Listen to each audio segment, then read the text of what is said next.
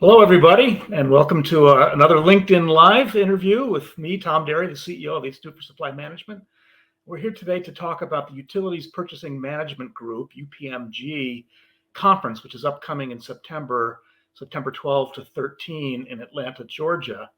This is one of the premier educational events in the utilities sector, specifically focused on sourcing and procurement.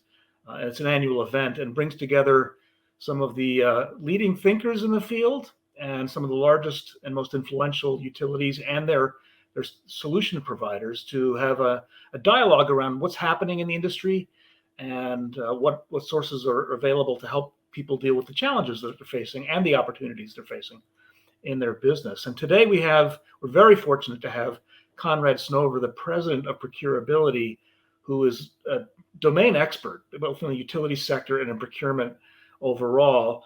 And we're here to chat with him about why UPMG is important and to hear from him about some of his thinking about what he's observed in the sector over the last few years and where he sees it going into the future, all of which will be topics that we're going to be covering in depth in Atlanta in September. So without further ado, let me bring in Conrad. Welcome, Conrad, to the LinkedIn Live broadcast. Thank you for having me, Tom. Glad to be here. Yeah, well, we're really delighted to have someone with your expertise helping share your insights and your thinking about what's happening in the sector and in the profession generally. You've been doing this a while. You're a seasoned pro. I note that the supply and demand chain executive named you as one of the pros to know in the field. So congratulations on that. Thanks. Why don't you tell us a little bit about how you came up? You were in the trenches, right? Early on in your career, you did this job for a living. And then you moved into management consulting, where you currently are president of Procurability. Talk us a little bit about that progression professionally. Yeah, so I've been a procurement consultant my entire career. I think had the benefit over time to be in kind of a category management type role for clients. I've had some very long-term projects, some very long-term efforts, some very long tenured clients where we've done transformations. So I feel like a little bit more of a on-the-ground experience as well as just the procurement advisory type role. But yeah, I started my career 25 years ago or so, procurement consulting, and everything procurement, strategic sourcing from the very beginning. Yeah, that's impressive. And you don't look like a person who's been in the field for 25 years. I'm jealous. Hey, let's talk about over that long period of time, but particularly in this last decade. For me, thinking about the decade from 2012 to 2022, I've seen an acceleration of some change, and I've seen a shift in focus within the profession overall. But let's hear it from your point of view. You've dealt with companies large and small in this sector, and particularly in the utility sector. What do you think are the seminal trends that you would point out to the audience that they need to be aware of? Let's see. I think, as with most industries, we see a big range of innovation among utility procurement organizations. The range, I would say, from the laggards, and we'll come back to those in a minute, to the leaders who are truly pushing the envelope, doing some innovative things. I'm just thinking of some work that we're doing right now with some clients. Those leaders tend to excel at implementing, solid category management programs, utilizing forward-thinking procurement resource models, separating strategic from tactical. We've talked about this for many, many years. The leaders do it well. They separate the strategical tactical work, and they use managed services models and other kind of innovative staffing models. They also use innovative approaches to supplier engagement, to cross-supplier collaboration, maybe tighter alliances for strategic categories. And these days, the most important and maybe the most relevant seems to be creative approaches to complex services sourcing. Now, people always want to talk about technology, and from a technology maturity perspective, I'd say 10 years ago, utilities were a bit behind, candidly, implementing e-sourcing and P2P programs, but the leaders have caught up, and now they're working on next generation procurement management tools, for example, services procurement. That's the hot item of the day. Now, the future, to answer your question about trends, the future will focus on more closely aligning with the business to improve that alignment so that procurement's seen as a value-added partner. So remove that barrier to service and improve SLAs, improve the speed to results so the business unit wants to engage procurement, sees the value, and invites procurement to the table.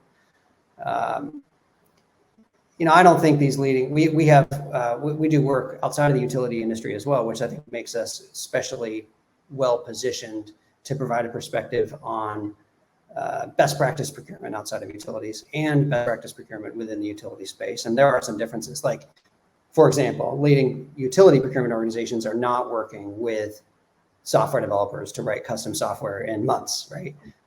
But they're keeping the energy flowing, the lights on by managing the infrastructure. So I think it's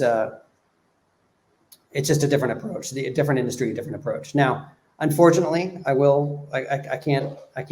I'd be remiss if I didn't talk about the laggards, because I think sometimes the utility industry, the procurement practice in the utility industry has a little bit of a bad reputation for being a little bit slower and a little bit behind and lagging.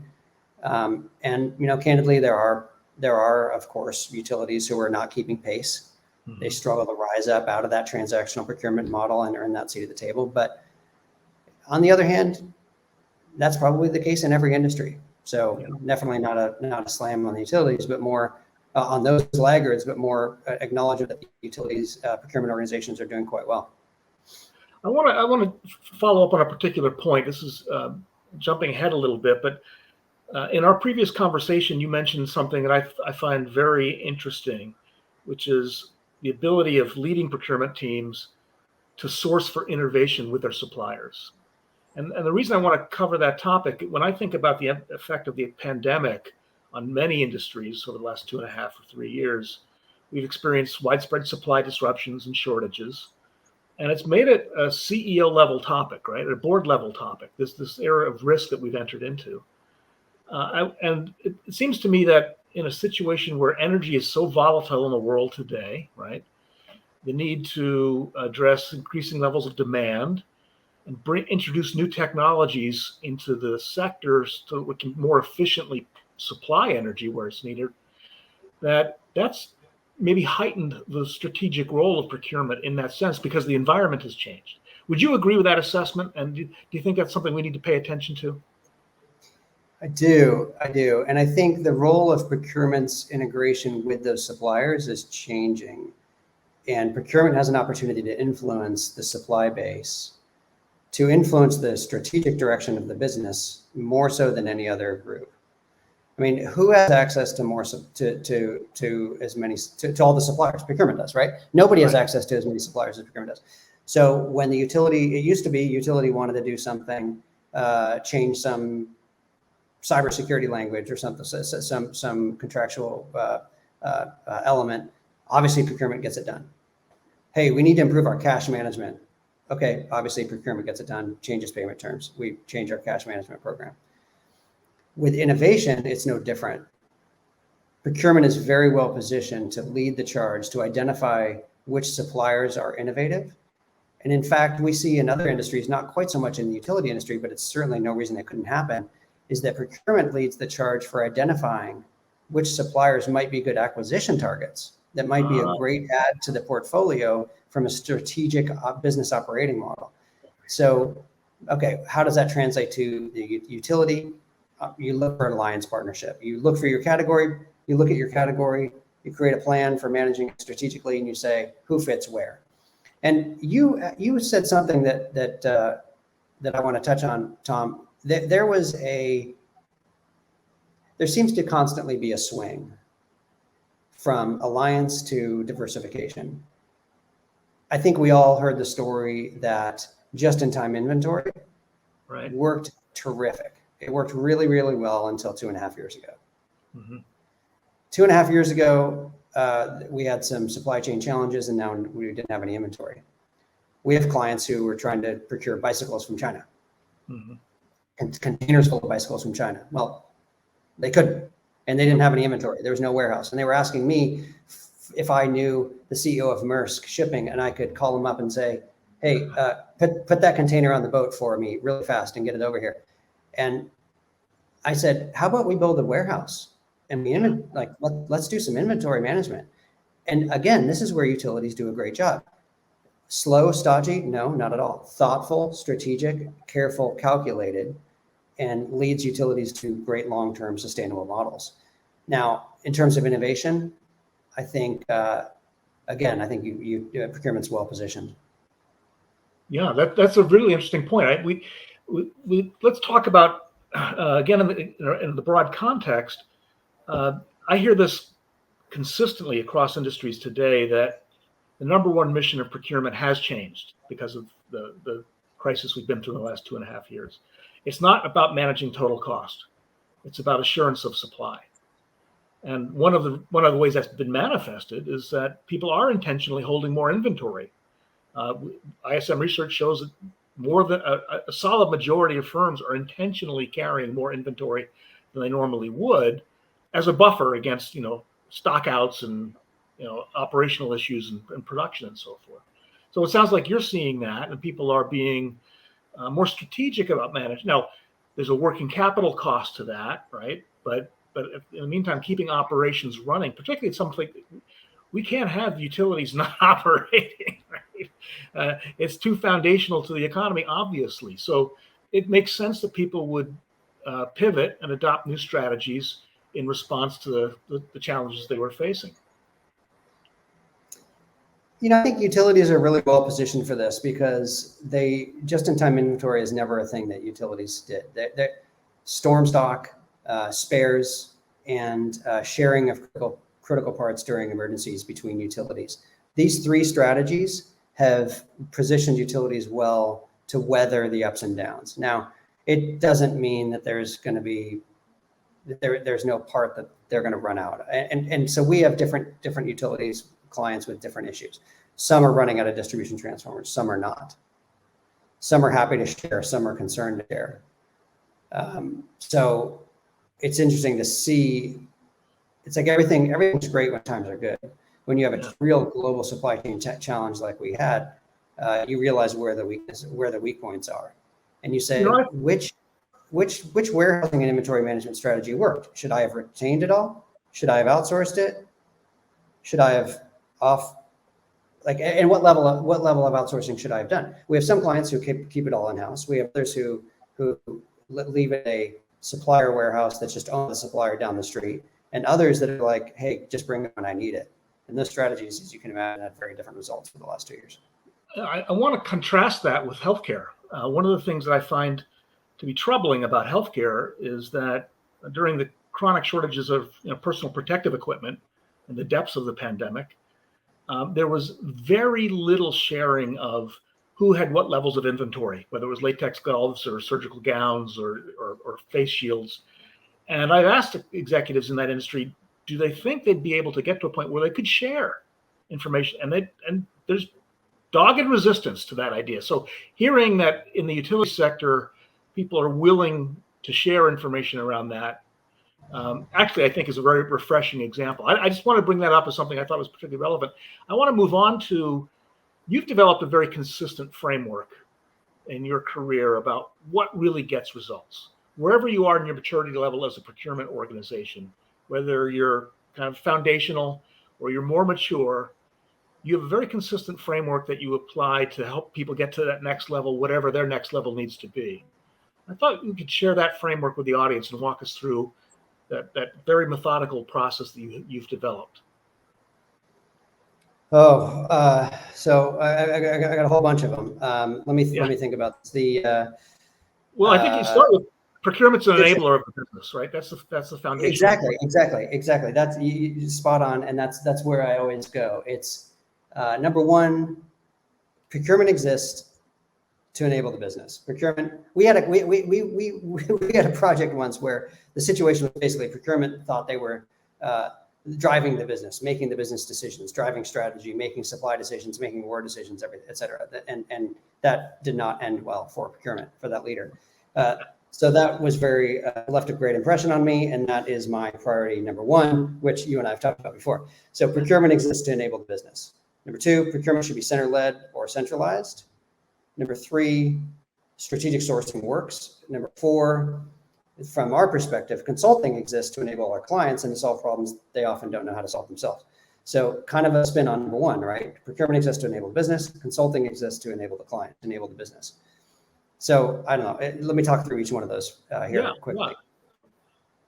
So procurement exists to enable the business. I mentioned this a little bit a second ago, but the true magic happens when procurement leaders understand that the role of procurement is to enable the success of the business. Now, of course, procurement often has to carry the corporate flag of governance, fiscal responsibility. It's when procurement says, how am I going to help you, VP of T&D? How am I going to help you, VP of Generation, minimize your outage time? Decrease the time to construction, decrease the service interruptions. That's when the business is like, oh, wow, you guys can help me with that. That's when the magic happens. That's when procurement finally earns that seat at the table. Now, this manifests at the operational level, like the example I just gave, but also at the corporate level. You know, for example, procurement's the only organization that can drive systematic change through diversity spending, ESG, ethical supply chain, you know, things of that nature, cash, like I mentioned earlier. So that's the procurement exists to enable the business. My second one was procurement should be center-led or centralized. What happens when procurement is not controlled is the maverick spending occurs, contractual risk increases, and what I've seen over my career, and with every utility, in fact every procurement organization that we work with, the optimal procurement structure is either centralized, where all resources report to and physically located within central procurement, or center-led, where procurement controls the resources through reporting structure and everything else, but some might be physically located within the business operation, the warehouse, the plant, whatever it might be. They might be physically operated there, but they're operating under the consistent tools, templates, goals, guides, methodology, savings pipeline, everything else. So the key is coordinate the policy, governance, category management, et cetera, and allow some decentralization if needed for customer service and for support of the business. Number 3, I can talk about this all day, so I have to be a little bit careful. Strategic sourcing works. In a nutshell, strategic sourcing works when it's followed properly.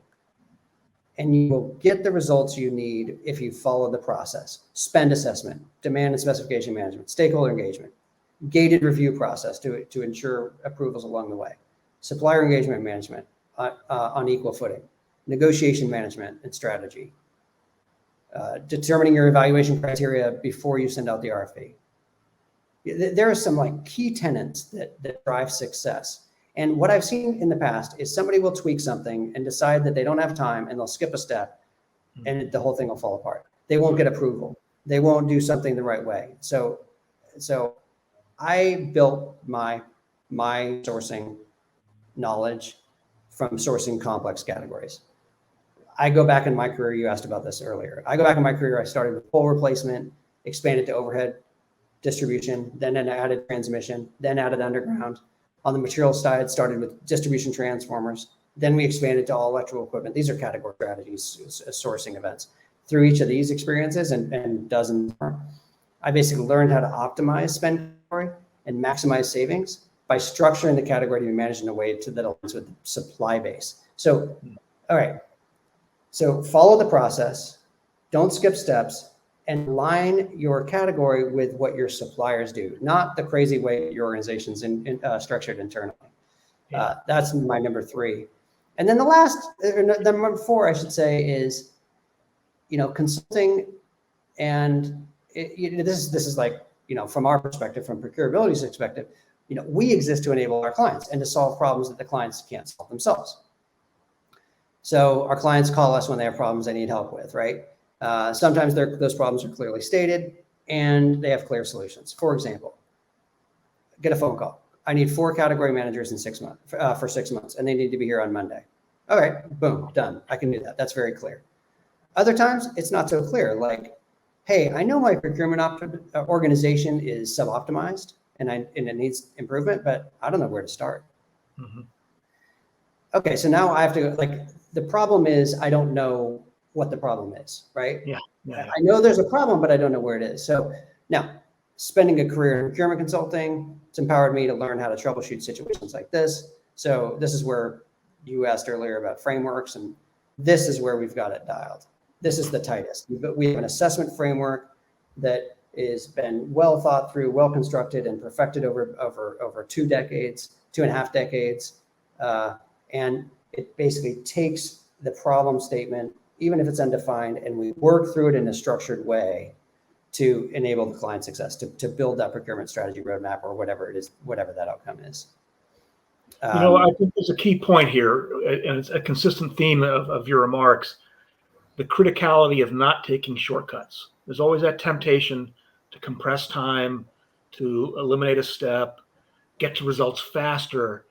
But the real discipline is having the discipline not to do that, not to give into that temptation, and to stick to the process. And that's everybody's challenge, right? Because your desk is full of things that that need to get done tomorrow, and you're working through your to-do list, and then the phone rings or the email comes across, and everything has to be shuffled. And this happens every day to all of us. Yeah. I mean, nobody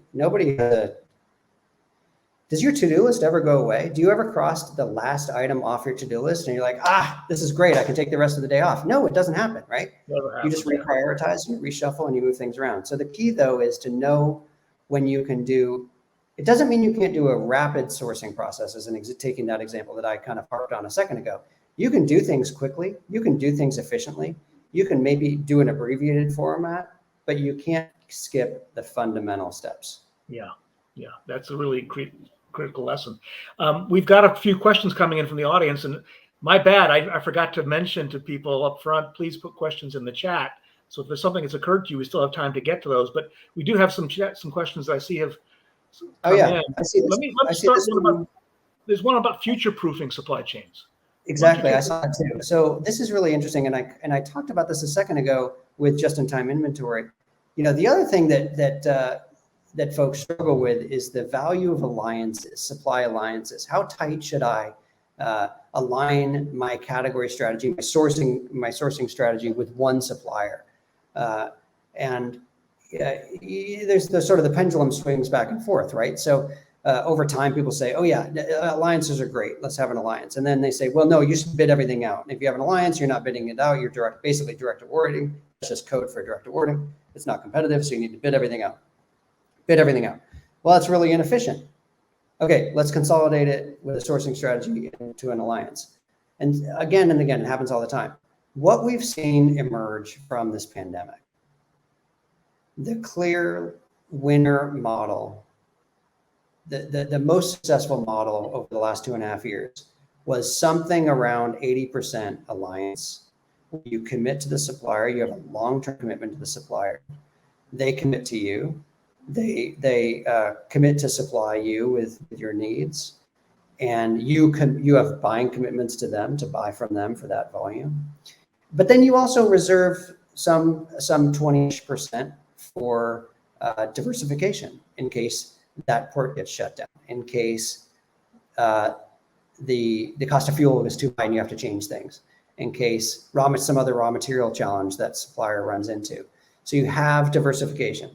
But what we saw is leading up to the pandemic, there was high focus on alliances, and immediately in the pandemic, alliances went out the window, everybody went everywhere. Now, what do we do next? The model that I suggested seems to be emerging as the winner. Yeah, you kind of have the best of both worlds, it seems to me. You leverage spend volume, right, which matters in terms of driving cost. And you're still a customer of choice. So in a period of risk or disruption, you still get access to what you need, but you still have the ability to stand up a second supplier when conditions change on you. And that seems to be a resilient model that would make some sense and reflects the pendulum swinging a little bit away from 100% alliance based. We used to talk about rationalizing the supply base at the beginning of this decade, and maybe that idea has kind of outlived its usefulness a little bit. Let's talk a little bit about UPMG specifically. What makes it such a valuable forum for the profession? I know you've been a participant in this forum for many years. I think the first UPMG conference I personally attended was over 20 years ago. So yes, I have. And UPMG is very, very important to us. It's very near and dear to our heart. I think this year's theme is future forward. So this also talks about future proofing. It talks about a bunch of different things. And I think about future forward and the value of UPMG in the for the industry is it really provides this peer networking forum for information sharing among the leaders of utility procurement and strategic suppliers, right?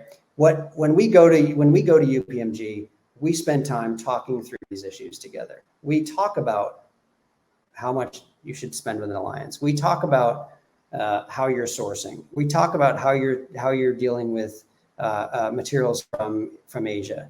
We talk about Long Beach and the port shutdown and the strike. We talk about those issues at that forum. Build relationships, make connections, and professional relationships that we can lean on throughout the year.